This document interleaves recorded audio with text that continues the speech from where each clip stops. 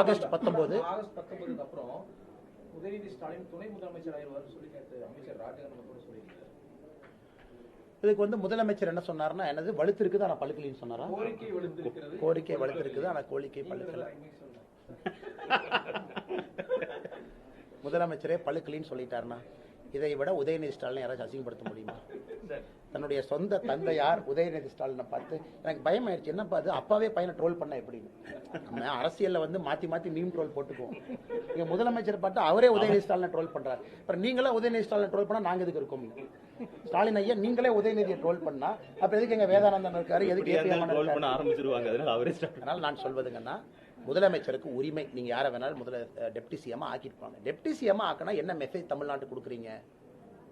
முதலமைச்சராக deputy CM வர்றதுக்கு தகுதி என்ன? ஒரு குடும்பத்தில் பிறந்திருக்கணும், பையனா இருக்கணும், கட்சியில் இருக்கணும், இத்தனை வருஷம் குடும்பத்திலே இருக்கணும். அது மக்கள் அதை பார்ப்பாங்க. இன்னைக்கு ஏன் பங்களாதேஷ், ஸ்ரீலங்கா எல்லா பிரச்சனையும் ஆரம்பிக்குது? இன்னைக்கு எல்லாம் டிஎம்கே காரன் வந்து போஸ்ட் ஓட்டிட்டு இருக்கான். நேற்று நான் பார்த்தேன், RS பாரதியினுடைய பையன் ஒரு ட்வீட் போடுறான். நீங்களே சொல்லுங்க, நியாயமான்னு சொல்லுங்க. யாரு அந்த நம்ம வினேஷ் போகத் அவங்க 100 கிராம் எக்ஸ்ட்ரா போனதுக்கு மோடி காரணமா? அவங்க 2.5 kg, அது நார்மலா அது இன்க்ரீஸ் ஆகுது. நேத்து பிரான்ஸ் ஜெயிச்சவர் அவர் 2 kg குறைச்சிருக்காரு. அவர் அதே சொன்னார், இதாங்க பிரச்சனை. 15 நிமிஷம் டைம் கொடுக்குறாங்க வேயிங் மிஷின். மார்னிங் 15 நிமிஷம் 15 நிமிஷம் எவ்வளவு முறை வேணாலும் வேயிங் பண்ணலாம். ஒரு முறை, 2 முறை, 5 முறை, 10 முறை வே பண்ணலாம். அந்த 15 மினிட்ஸ் விண்டோல 50.0 கீழே வெயிட் இருக்கும். அவங்களும் முயற்சி எடுத்து சாப்பிடாம சைக்கிளிங் பண்ணி தூங்காம முடியெல்லாம் வெட்டி சட்டையெல்லாம் வெட்டி வினேஷ் போகத் அவங்க கடுமையா போராடி முயற்சி பண்ணி நம்ம கெட்ட நேரம் அந்த 15 நிமிஷம் விண்டோலையும் 100 கிராம் அதிகமா இருக்கு. இன்னைக்கு நம்ம CAS ஆர்பிட்ரேஷன் ஸ்போர்ட்ஸ் ஆர்கியூ பண்ணியிருக்கிறோம். ஹரிஷ் சால்வே அப்பியர் ஆயிருக்கிறாரு, எல்லாம் நீங்க பார்த்திருப்பீங்க, தீர்ப்பு கொடுத்திருக்கிறாங்க.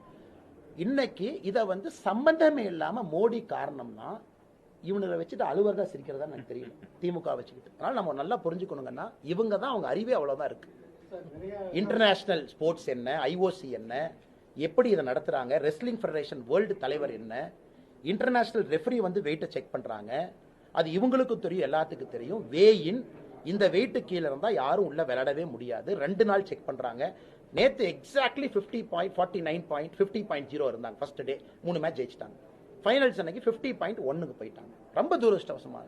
மோடி அவங்க பேசுறாங்க, PT உஷாட்ட பேசுறாங்க, அம்மாட்ட உடனடியாக எல்லா வசதியும் பண்ணுங்க, ஆர்கியூ பண்ணுங்க, சண்டை போடுங்கன்னு எல்லாம் பண்ணது. இதுல திமுக காரன் வந்து இது மோடிஜி வந்து வேயிங் ஸ்கேல் இங்கிருந்து அட்ஜஸ்ட் பண்ணி விட்டாராம். இந்த பாரிஸ்க்கும் நமக்கு ஏதோ ப்ளூடூத் வச்சு போடுறா ஒரு 100 கிராம் எக்ஸ்ட்ரா. இவங்க கிட்ட அரசியல் பண்ண வேண்டிய எங்க நிலைமை நினைச்சு பாருங்க. பாவம் மக்கள் இல்ல, எங்க பாவம் பிஜேபி தான். இதுக்கெல்லாம் நாங்க கருத்து சொல்லணும். இன்னொரு அதிமுக தலைவர் சொன்னார் முந்தா நேத்து, ஏன் இந்திய இளைஞட்ட தோச்சு தெரியுமா? ஏன் ஃபிஷர்மேன் அடிச்சாங்கன்னா இந்திய இளைஞட்ட தோத்து போச்சாமா, அதனால ஃபிஷர்மேன் அடிச்சாங்க. இது பத்திரிகை நண்பர்கள் முந்தானத்துக்கான கருத்து சொல்லுங்க. நான் சொன்னேன், என் நிலைமையை பாருங்க, இதுக்கெல்லாம் நீங்க கருத்து கேட்கறீங்க. அதனால் பத்திரிகை நண்பர்களுக்கு நான் சொல்லுகின்ற அன்பான வேண்டுகோள், தமிழகத்தினுடைய அரசியல் திறந்தாழ்ந்து கொண்டே வச்சுட்டாங்க. எனக்கு பத்திரிகை நண்பர்களுக்கு வேற வழி இல்லை. நாங்க பேசுற நான்சென்ஸ் எல்லாம் போய் இன்னொரு இடத்துல நீங்க கேட்க வேண்டிய உங்க காதை நினைச்சா தான் எனக்கு பயமா இருக்கு. நாங்க பேசுறதெல்லாம் நீங்க கேட்கணும். அதனால் அறிவுபூர்வமான அரசியல் வந்தா தமிழ்நாடு முன்னேறிருங்கன்னா நீங்க அது நடக்காம இருக்கு. ஆனா நீங்க நிறைய கேட்டீங்க. ஆம்ஸ்ட்ராங் கொலை வழக்கு விசாரணை சரியான பாதையில போயிட்டு இருக்கா? நேத்து கூட நம்மளுடைய பிஜேபி சேர்ந்த பால் கனகராஜ் அவர்கள் விசாரணை பண்ணிருக்காங்க.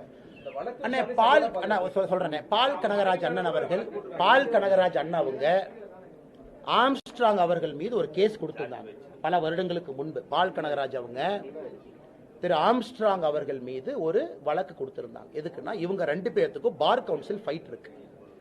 இந்த முறை பால் கனகராஜனை பார் கவுன்சில் எலெக்ஷன்ல சொற்ப வாக்கு வித்தியாசத்துல தோத்துட்டாங்க. ஆம்ஸ்ட்ராங் அண்ணன் பேக்கப் பண்ண கேண்டிடேட் ஜெயிச்சிருக்காங்க. காவல்துறையை பொறுத்தவரை எல்லா ஆங்கிள்லையும் செக் பண்றாங்க, எவ்ரி ஆங்கிள் செக் பண்றாங்க. பார் கவுன்சில் ஃபைட் இது காரணமா இருக்குமா, பார் கவுன்சில் கேண்டிடேட் யாரு, நீங்க எதுக்கு வந்து ஆம்ஸ்ட்ராங் அவங்க மேல நீங்க கேஸ் கொடுத்தீங்க, அது எதுக்கு பஞ்சாயத்து பண்ணி அந்த கேஸை வித்ட்ரா பண்ணீங்க, எல்லா கேள்விகளுக்கும் பால் கனகராஜ் அவங்க பதில் சொல்லியிருக்காங்க. அவருக்கும் இருந்த உறவு என்ன, ஏன் சண்டை போட்டாங்க 2013-14 பார் கவுன்சில் ஃபைட் என்ன, இது முதல் பாட்டு. இரண்டாவது பாட்டு, சரண்டரான அல்லது கைது செய்யப்பட்ட சில குற்றவாளிகளுக்கு இதற்கு முன்னாடி 4-5 வருடத்துல பால் கனகராஜ் அவங்க லாயரா இருந்திருக்கிறாங்க. அதை பத்தியே கேள்வி கேட்டிருக்காங்க. என்னை பொறுத்தவரை காவல்துறை பால் கனகராஜ் அவர்களை அழைத்தது தவறு கிடையாது. எல்லா கோணத்திலையும் விசாரிக்கிறாங்க. கேளுங்க கேள்வி.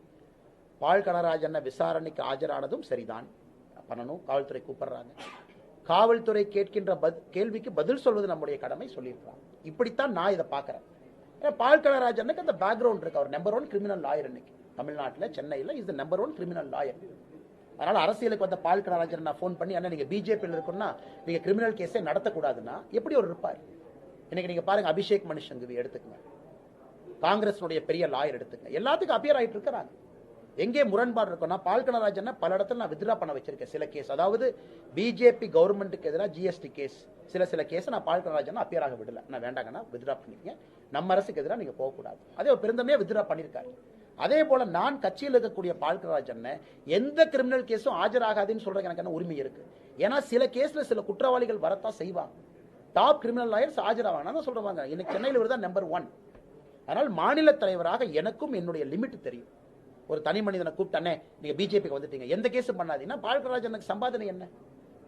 அதனால அவருடைய வேலையை அவர் செய்யறார். காவல்துறைக்கு அதுல சந்தேகம் இருந்து கேள்வி எழுப்பினாங்கன்னா அதை பால் கனகராஜ் அவர்கள் காவல்துறையை சந்திச்சு பதில் சொல்லிட்டு வருவார்.